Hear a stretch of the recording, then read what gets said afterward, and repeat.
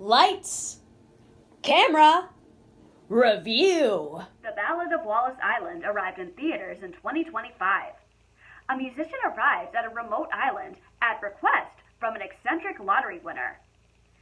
The location is not ideal to his style, but eventually he comes to terms with the island.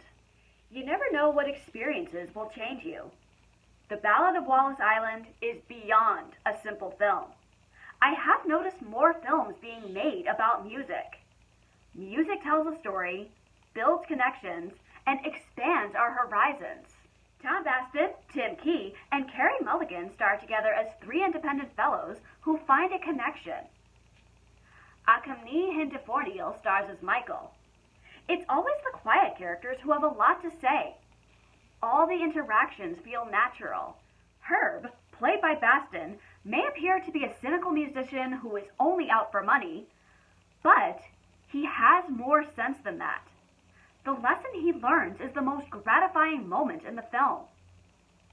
Carey Mulligan is a talented actress and brings depth to her role as Nell. Mulligan also produced the film. As a musician herself, we immediately see the contrast between Nell and Herb's musical standards.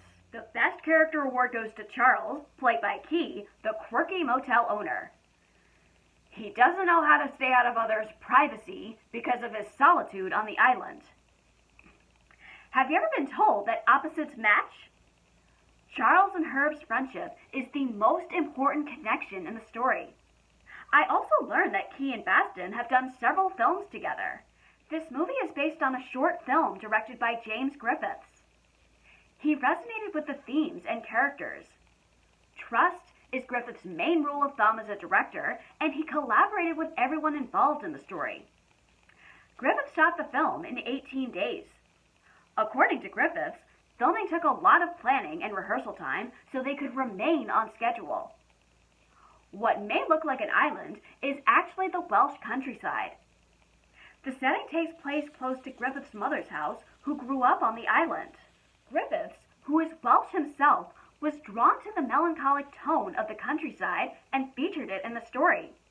Not without a touch of comedy, that is. You can always tell when someone is a rookie visitor. Not even 5 minutes of being on the island, and Herb falls into the sea and isn't fond of the small living quarters. It wasn't until 2 years ago that I started coming around to music more. The film soundtrack is a beautiful score throughout. The first shot of the film indicates that it's a music-based story. Bastin wrote 25 original folk songs for the film. Music tells a story and builds connections. This is a film about friendship. We come together for a reason. With passions, we may develop a fan base. The recognition is an amazing feeling. But beyond your passions, you can't forget about the people in your life. In fact, having connections is what keeps the passion alive.